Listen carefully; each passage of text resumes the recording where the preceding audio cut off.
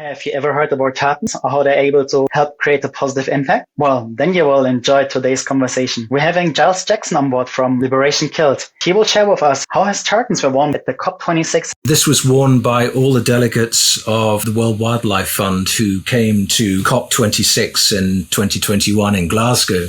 He will also share with us how getting arrested with a group of 15 people helped really spark and bring the idea to life. We were brought into the jails and then put in jail as a group. So there are about 15 of us in there in one big room. And we had a tremendous conversation because there are no interruptions. And he will share with us how his work helps connect people from all over the world to spark discussion about some of the most important topics.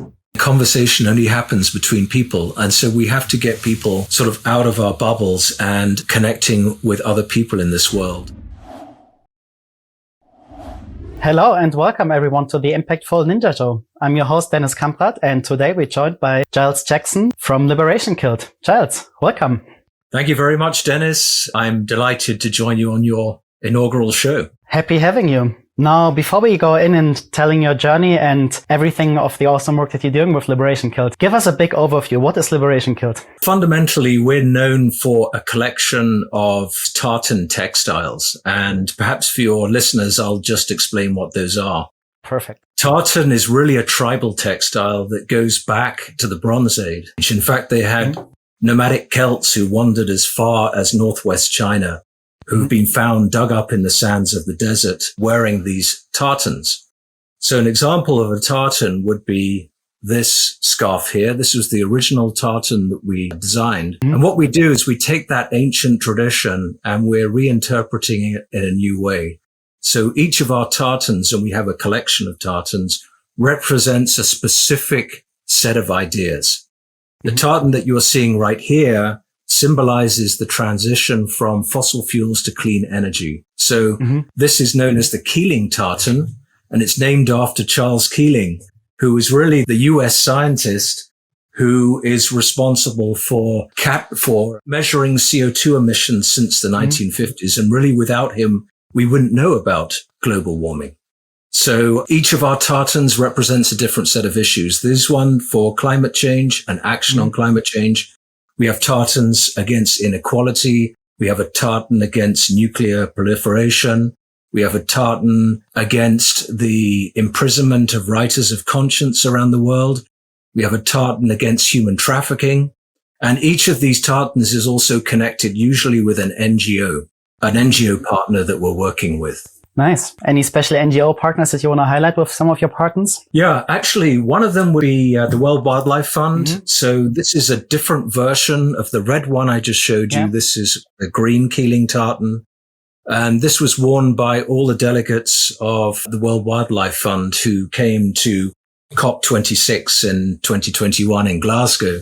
And all of the delegates were wearing Keeling tartan lambswool scarves woven in Scotland. And they also wore hoodies with WWF Panda with the tartan behind and other products as well. So it was very exciting. Another organization we've worked with is United Nations for their campaign against human trafficking. So our Blue Heart tartan basically is for that campaign.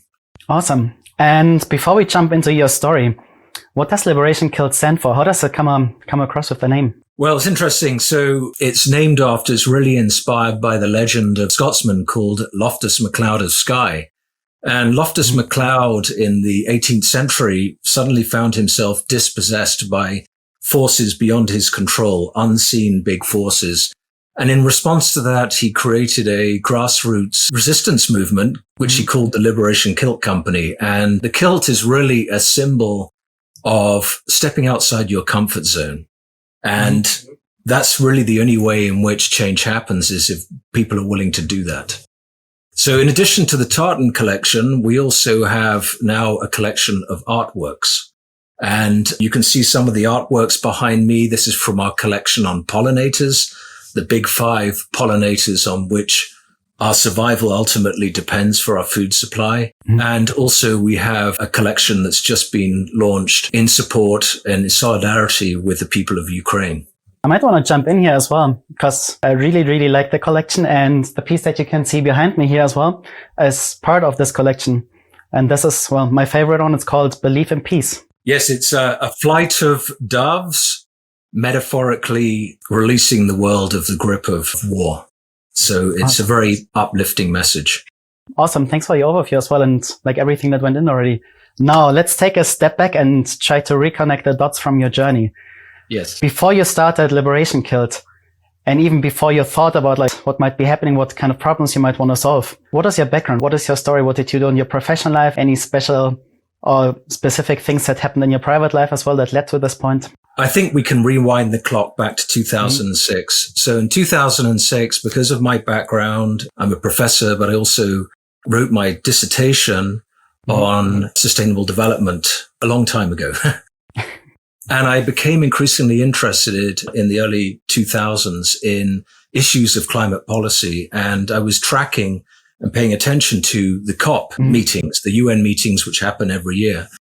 And I was really concerned about COP12 in Nairobi, Kenya. It's a meeting of all these environment ministers who came there to discuss how we're going to limit carbon emissions. And what was worrying about all the reports that came out of COP12 was that there was no mention or no discussion in the conference of emissions. It was just off limits. So you'd think in a straightforward way that governments would be at a minimum banning coal mining and production of energy using fossil fuels, putting in energy efficient measures, things of that nature, and putting in the policies that are necessary to shift the economy into a more carbon neutral direction. But in fact, none of those things were happening. And the argument was that, well, if we do those things, we're not going to be competitive. And so coupled with the lobbying of various fossil fuel interests at these conferences meant that really nothing got done. And I got concerned about that, especially when I saw that pattern repeating year after year after year. So I sort of pivoted and started to get involved in art and activism. And at first, we did some crazy things. We produced this billboard size mural that was a picture of a giant syringe that was pointing up in the sky from a coal plant. And the caption was ban lethal injections. So in other words, the coal plant is pollution and CO2 is a form of lethal injection for the planet. And that got us a lot of attention, but it also turned some people off. So I started to think about what else we can do to be a bit more inclusive in our approach. After that, in 2009, this is when activism really started to get some momentum in the US and in Europe especially. There was an event called Capital Climate Action. This was in March 2009, and this is really where the seed for Liberation Kilt was planted. So it was held at Washington, D.C., and the protest was against powering the whole labyrinth that is Capitol Hill with the coal-fired power plant on site there on Capitol Hill, and to get them to shift away from fossil fuels as a power source, which is kind of symbolic if it's the nerve center of the United States. So I was marching there on the street there, and I decided just on a whim I was going to strap on a kilt. I have some Scottish heritage in my family. My grandfather was born in Edinburgh. He served in the London Scottish Regiment. And so I put my kilt on and I was marching down the street along with everybody else holding signs and things of that nature. And a Scotsman taps me on the shoulder and we struck up a conversation, and he was a kind of wild character. And he said, you know, that's what this movement needs, its own tartan. It needs its own clan tartan, because if you look around, there are all these different mixed messages from different climate groups there, and it's just a cacophony of noise with no unifying united front. And we explained, and we were in conversation for half an hour as we were marching, and he was explaining to me, I knew a little bit about the history of tartan, but obviously he was from Scotland. He was also wearing a kilt, and he sort of went into depth, and I got more and more interested. And I think that conversation really planted a seed with me that began to incubate. So basically you were still in your position as a professor. You saw a few things going on, like politically, that were not in line with basically all of the research and everything that would have been good for the world to actually do. You repeatedly saw business interests were put in front of ahead of the environment. And this was kind of the lead up where the first time the idea came when you put on your kilt, as I assume Scotsmen do sometimes, met a fellow man. And then that's where the journey, like the first seed probably was planted in your head, if I got that correctly. Yes. Now I take you to the next step. Okay. So another protest that happened 2 months later. I decided I got a little bit disillusioned with some of the huge environmental groups, etc., because I feel like I couldn't get a personal connection with them. You know, they will send you an email that says, "Dear Giles, signed so-and-so," but whenever you respond, you never get a response. So I wanted to do something more local. So I started to work with some local groups. One of them is called Chesapeake Climate Action Network, and it's run by a guy called Mike Tidwell, who's a rather brilliant organizer. He's written several books, and in awe of this guy. He's amazing. And such stamina. He's been doing this for decades.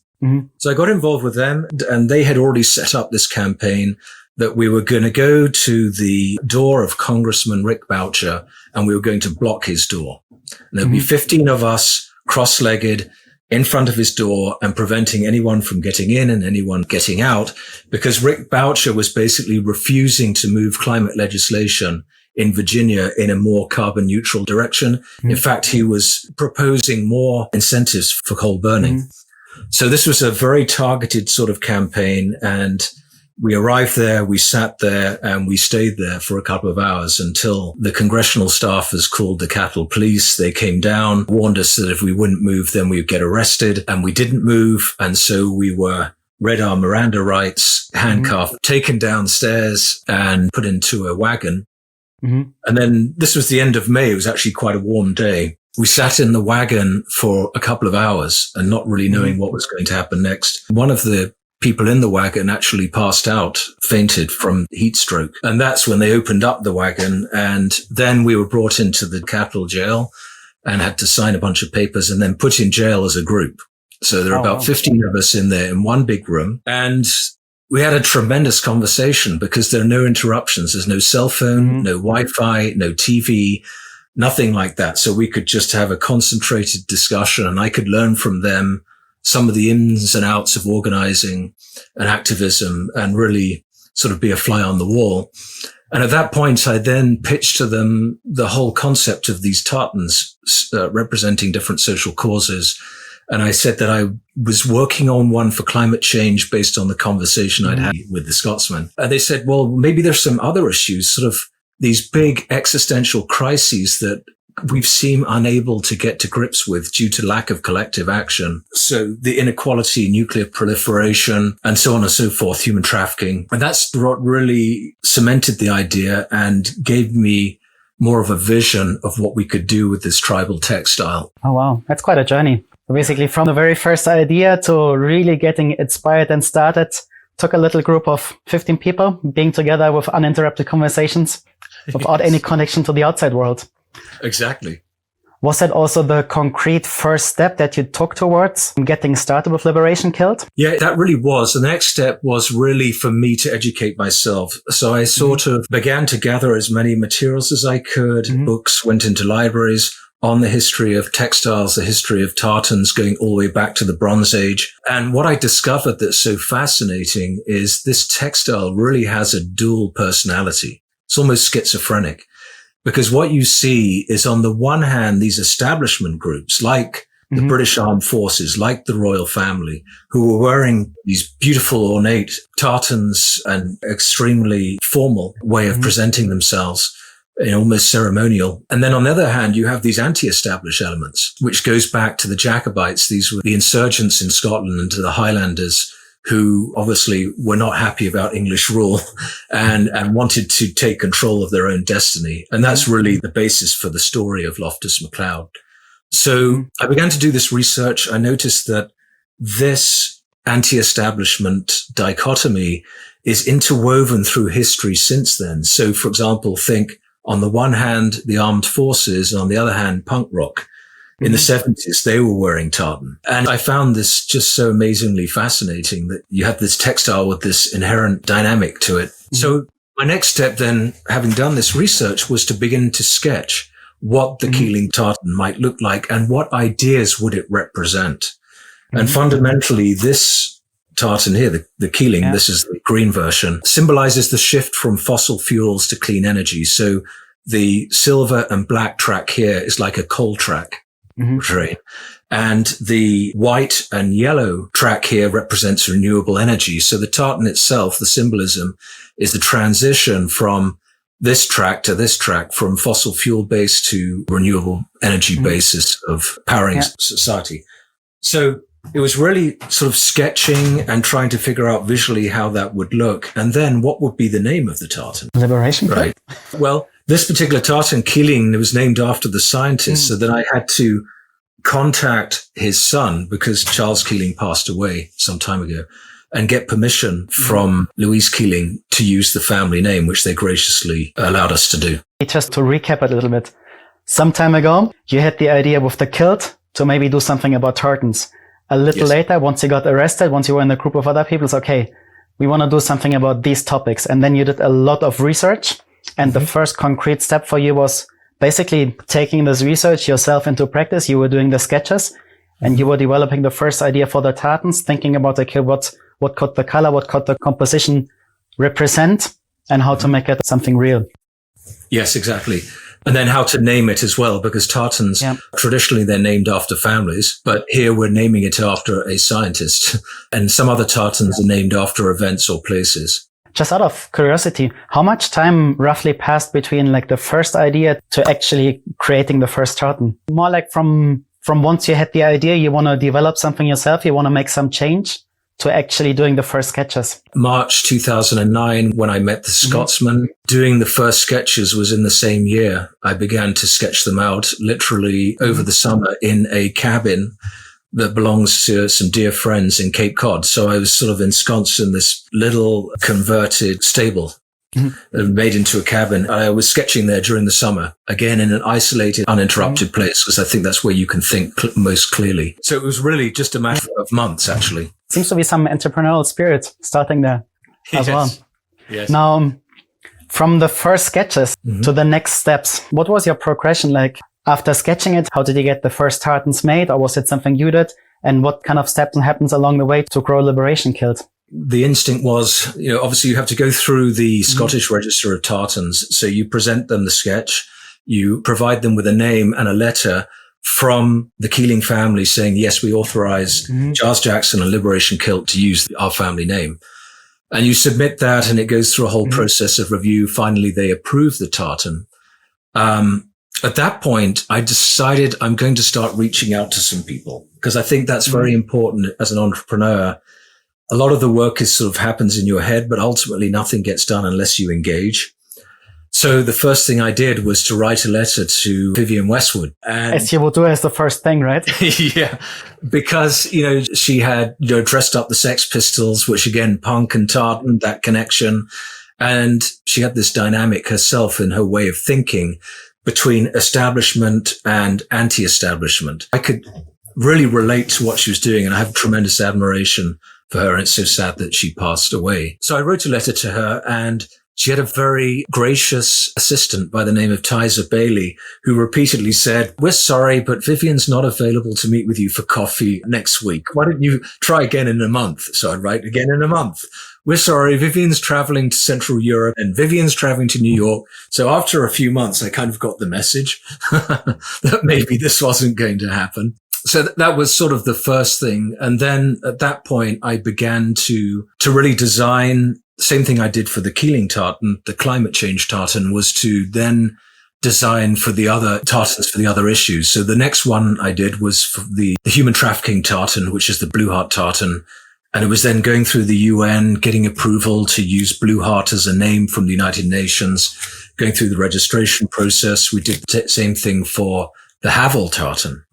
So that's named after Václav Havel, the former Czech president and the dissident playwright, who a core part of his ideas is that free expression is really the bedrock of any liberal democracy. As soon as you start suppressing free speech, that's the end of it. And to get through to his family, I basically went through PEN International, which is the very well-respected literary society that campaigns for the release of writers of conscience around the world in these various autocratic regimes. So it took me a couple more years really to get these other tartans registered, and then something unexpected happened.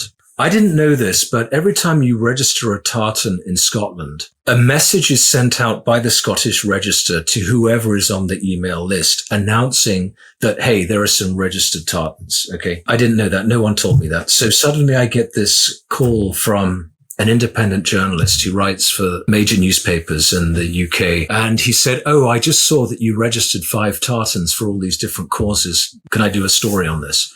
And it ended up being a full page in Scotland on Sunday, which is the sort of national newspaper, which was great traction. We also had some negative traction, however. After the publication of the tartans, I began to work with a mill in Scotland, and they produced a piece of the tartan. And then unfortunately, some unscrupulous person decided that they would start selling our tartans online. And I discovered this just by doing a search on the internet, and have basically claimed ownership of our tartans. And that was a real setback for me, because I had to hire a law firm in London to basically defuse the situation. And eventually we prevailed and were able to get back on track. Some of the challenges along the way, no? Yes, absolutely. So from starting with the first designs to getting, I didn't even know you would have to get some approval for the tartans and register the name. So something new to be learned. But then it also provided you a lot of benefits while being sent out with all the new approved tartans from the Scottish government.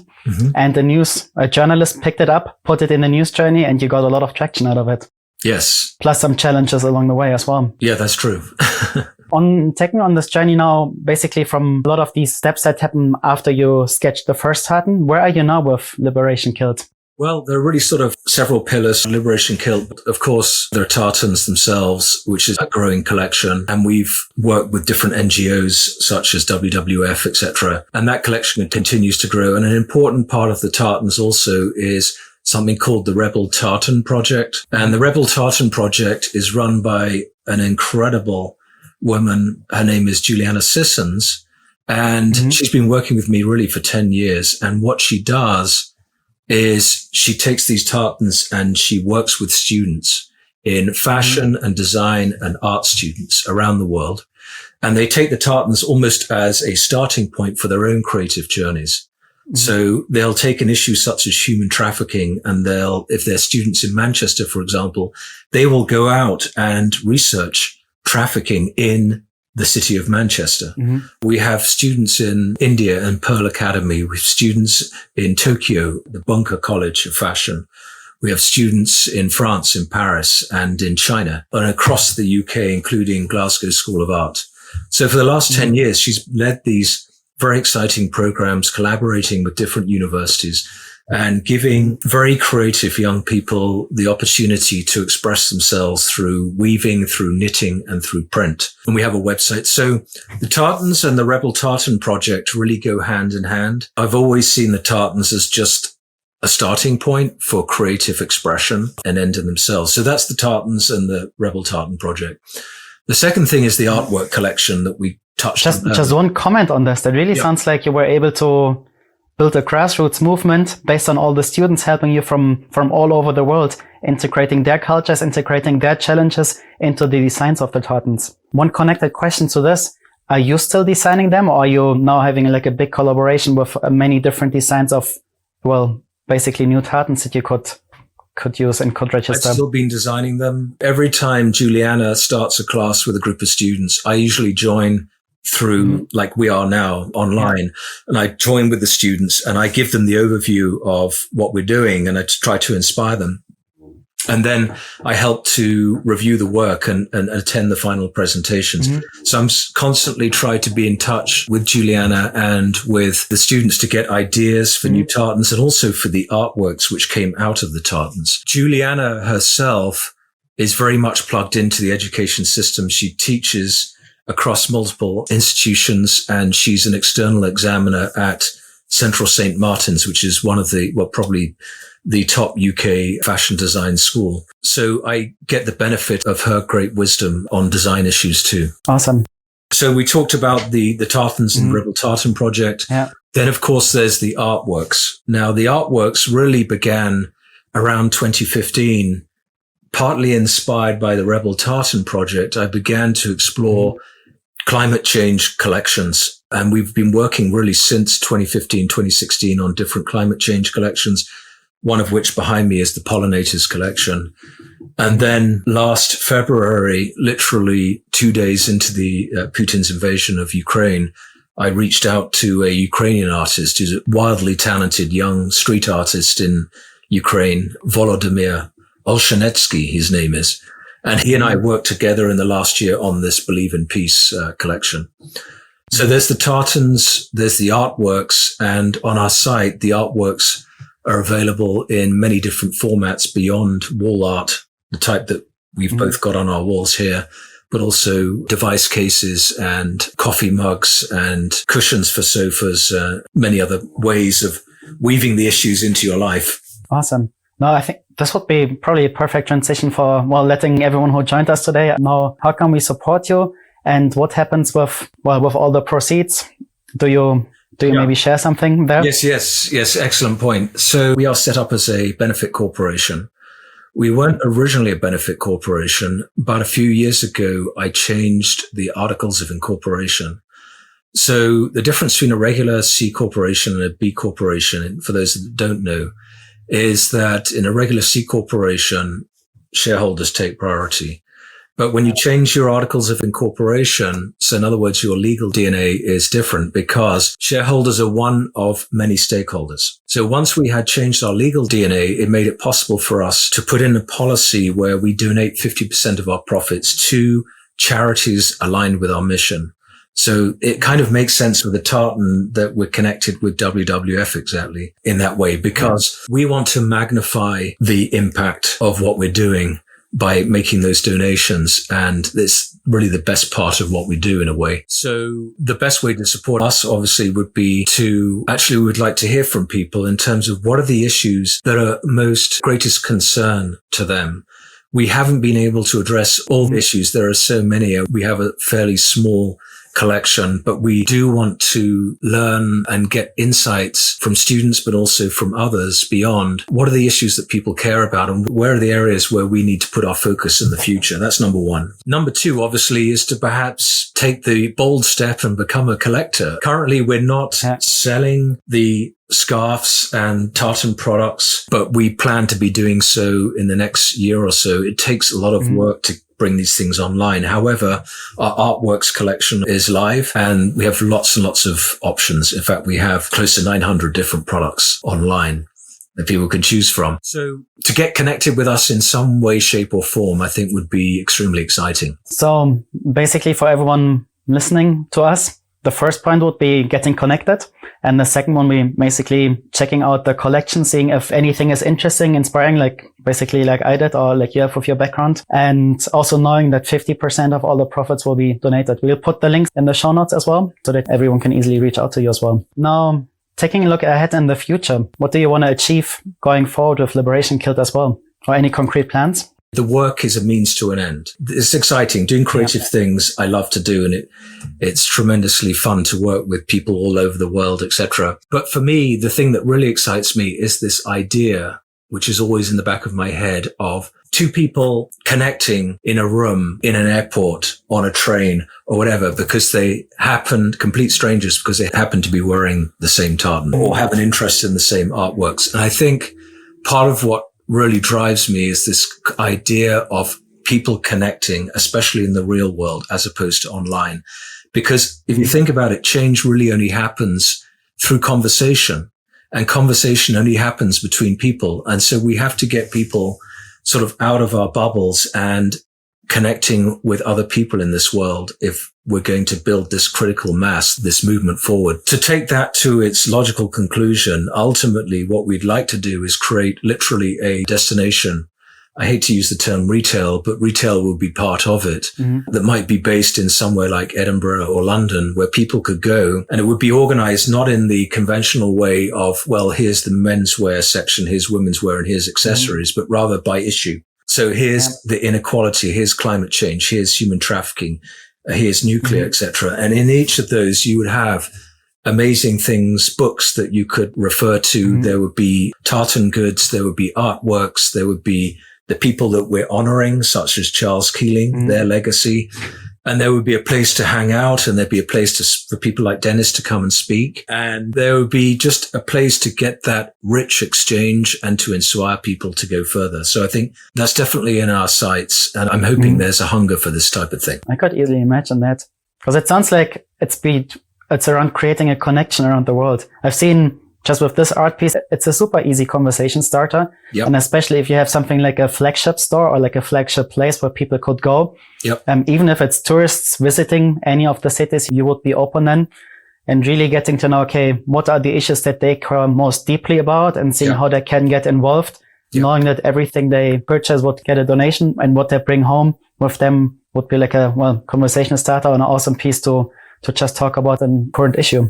Yeah, these issues are difficult to talk about, especially in the current very fraught environment. People are naturally hesitant to engage on these issues, but we have to do it. And so we have to find almost a Trojan horse for doing that. And that's sort of the strategy. And of course, we'd need to have a tailor to measure people for kilts and possibly people people could see weaving, because I think people like to see the making process. Yeah. Before we go into the final part of basically you sharing with us some of the learnings for your personal life and also for our viewers, is there anything that I forgot to ask you about Liberation Kilt, or is there anything you wanted to speak about, didn't get the chance yet? Yes.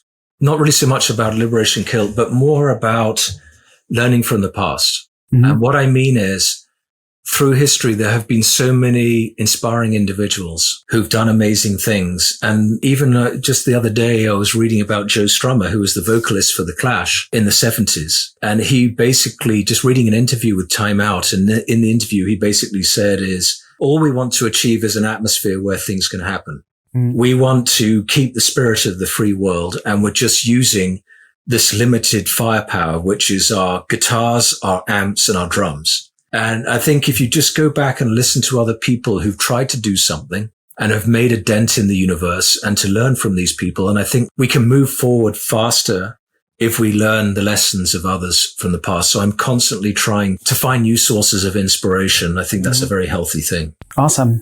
I like that. It's always good to basically never stop learning, never stop looking for what's out there, what else can come in. Yes, yes. Now let's transition to the final part. From all the work that you've done, basically with all the artwork, with the tartans, with Liberation Kilt, what were some of the learnings that you were able to take away for your personal life to basically become more impactful? One of the big things is to recognize that this is a marathon, not a race. Many of these issues that we face are intergenerational issues. They're not going to be solved in one generation. They're going to take multiple generations. And one of the things I've noticed from being involved in activism and also in entrepreneurship, because I was involved in a wind energy startup years and years ago, and I've seen people burn out. And I think the most important thing is to prevent burnout and to pace yourself. And there's a great quote from Yvonne Chouinard, the founder of Patagonia, who says, how you climb the mountain is more important than getting to the top. And I think that's true. You have to take slow, methodical steps. Don't get overwhelmed. Don't try and do too much all at once, but just pace yourself. Keep the vision, the ultimate vision, in the back of your mind as you go. And that way you'll be able to stay the course and also be able to do something that is hopefully enduring, that others can then take to a new level, because we can't do everything ourselves. So I think that's one of the big lessons that I've learned and that I try to practice in everything that I do. And if you had to share one of the key learnings with our viewers, and what you think as a general thing, what we could do basically to become more impactful ourselves, would it also be taking everything like one step at a time, not overpacing? Yeah, I would say if I could think of one key lesson, it would be to expect the unexpected. And what I mean by that is the opportunity to be impactful is probably not going to be presented to you on a silver platter, nicely packaged. Yeah. If you look back at my own experience, for example, it came in the form of somebody tapping me on the shoulder at a protest march. Now, I could have just ignored that conversation and gone about my day,